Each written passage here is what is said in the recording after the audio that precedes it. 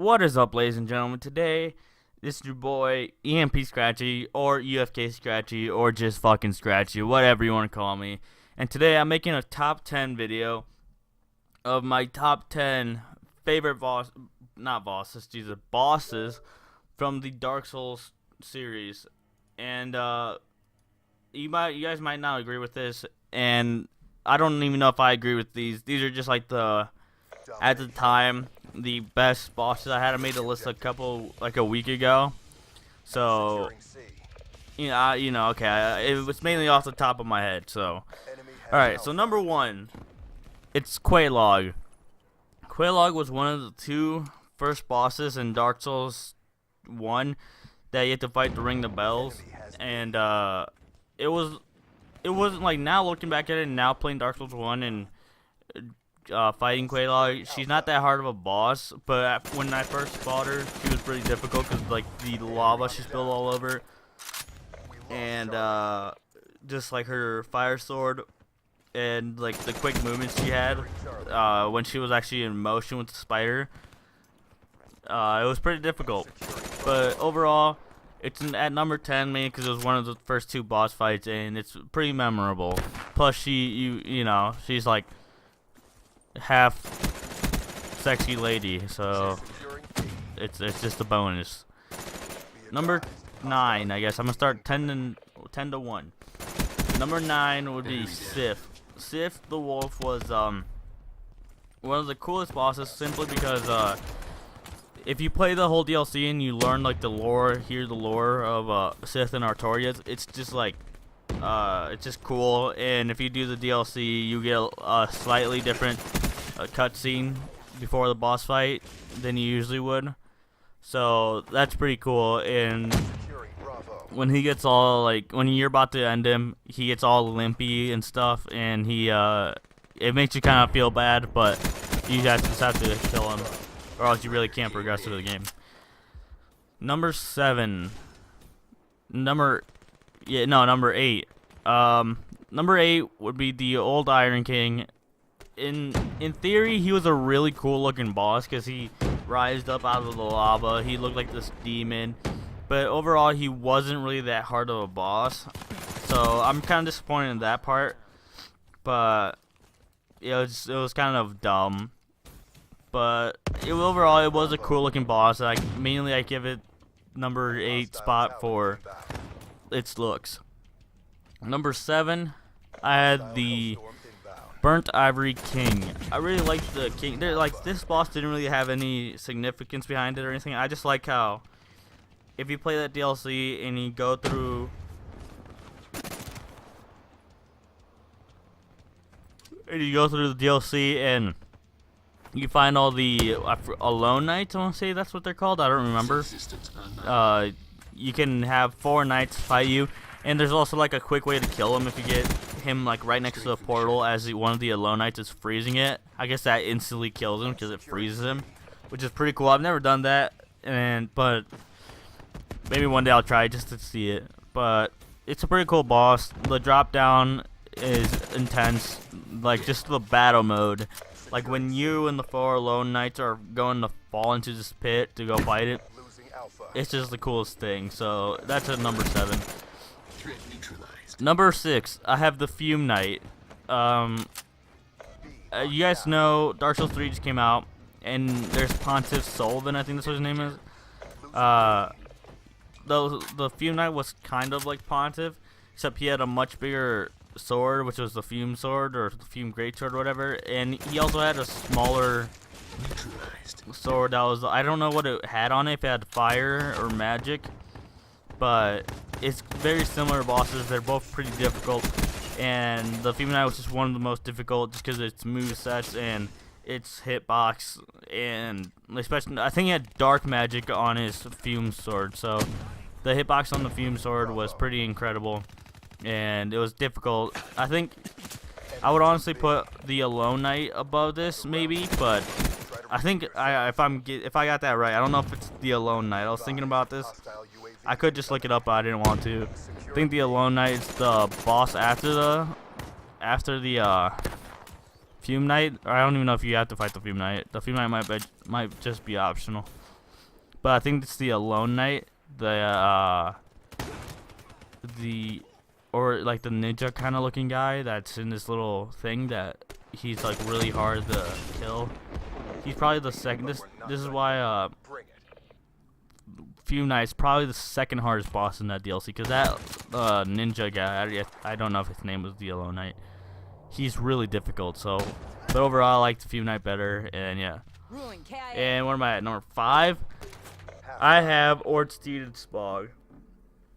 I think they could, like, the last top 5 could definitely be interchangeable.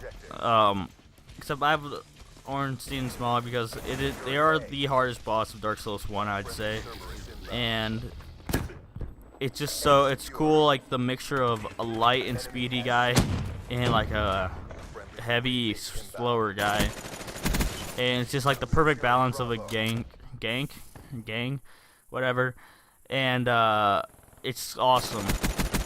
So that's pretty much all I got on it. And like depending on who you kill first, the opposite guy who's still alive gets buffed up.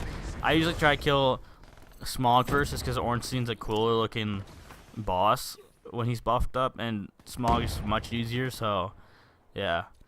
Number 4, I have Artorias of the Abyss. Pretty much he's just a cool looking boss, and after like not really knowing what happened to Artorias, you just kind of know that he got consumed by the Abyss, and finally being able to fight him in his like Abyss form, except he's not at 100% because he has like a broken arm or something, so he's a little bit slower. And I think he's using his offhand. If you guys listen to the lore or heard the lore, then you guys would know what I'm talking about. I don't know if I got that completely right, but it's something along those lines. And he's just a really cool boss overall, and that's why he's at number 4. Number 3, I have Pontiff Sullivan. Pontiff was very similar to the Fume Knight to me, except he could clone himself kind of, and that's kind of annoying because the clone, as he's cloning, the clone will pretty much absorb all the damage, because that's what happened to me once. I had him down to a pixel of health, and I just started going all out as he was cloning, but the clone just took out all the damage. And all I needed to do was hit him once, but the clone took all the damage, and I was like, okay, whatever. And then he killed me, so overall, he is a cool boss. He does duplicate. I think he has a dark magic sword and a fire great sword, and it's pretty, like, the mixture's alright, and he has a lot of attacks. Like, he has some aerial attacks that are pretty devastating if they connect, and yeah, that's why he's at number 3. Number 2, I have the Kiln. I think his name's the Kiln of the First Flame or something like that. The final boss fight of Dark Souls 3, because it's simply amazing, because he has a weapon. He has like what's it called? The you know that sword that you put in the Firelink Shrine? I forget what it's called. Like, I want to say like coil sword, some shit like that. I don't know, something like that. He has that weapon, and he has multiple stages pretty much. He goes his first stage is normal, like attacking.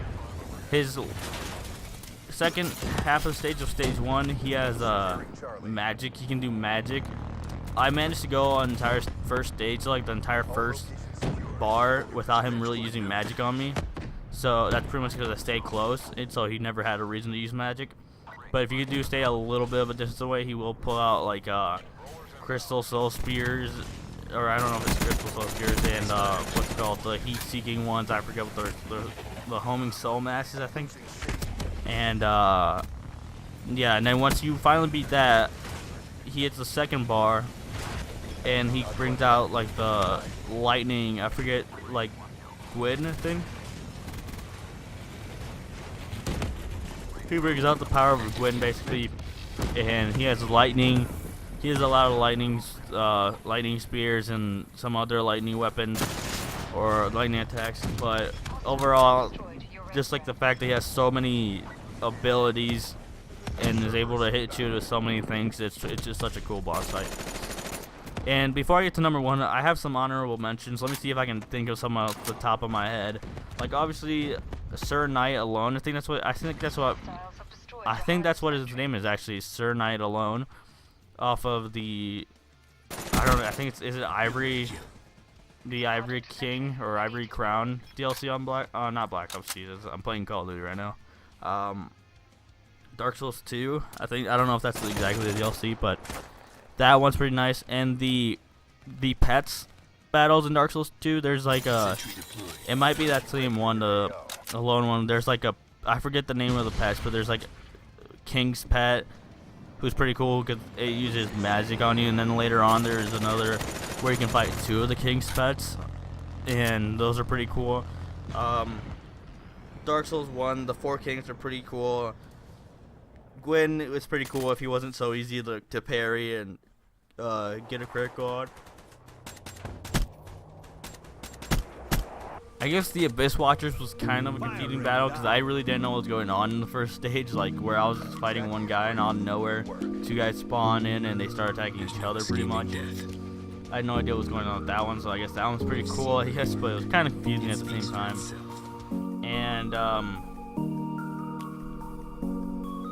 And my final honorable mention here, well, I guess I have 2 more. Lothric, Younger Prince, was a pretty cool boss. Pretty easy still, but pretty cool. And finally, Dragon Slayer Armor was such a cool boss. There's something about it, I really fucking liked it. And it was just so fun. It's a pretty difficult boss because of all of his shield attacks. Because you're obviously expecting his weapon to do most of the damage, but no, most of the time the shield will hit you more than the weapon. So those are my honorable mentions. There's just a couple more probably, but there's some other disappointing ones too. And yeah. And finally, my last boss, my favorite boss out of all of these, is the Nameless King. The Nameless King is the coolest boss I've seen. Simply because he comes in flying on the, what's his name, like King of the Storm, the dragon's name. You need to get to that stage, through that stage, hopefully not using up all your S's, because you're probably going to take Damerson's Nameless King. And it's just such a cool boss fight. He has a lot of lightning attacks. His sword spear is a really cool weapon that he has. And once you get to like the actual Nameless King fight portion of that, he has so many, like, he has soul spears that he chucks at the ground just to do area damage. And he has the sword spear that can slam into the ground and do area damage. And he does like this, when he throws his lightning spear at the ground, it also has like a little bit of an aftershock where lightning kind of goes on the ground, flying out of it. And it's pretty easy to dodge. Most of the time I dodge it by accident, not even trying. But if it hits you, it really does do damage. And you do get time to heal during that boss. It's not like you don't get any time, but it's pretty cool. And the fact that the dragon does fire, it can breathe fire, and you can also be getting hit by lightning by the Nameless King while he's on the dragon. And then afterwards just go into completely lightning-based battle. It's just amazing, and that is my favorite boss fight. So I hope you guys enjoyed this video. If you guys agree with me with some of them at least, let me know. If you don't, let me know who you would have in your top 10. And yeah, so I hope you guys enjoyed. Next time, I don't know what I'm doing, and the gameplay behind this probably won't be Dark Souls, so hope you guys enjoyed. Peace.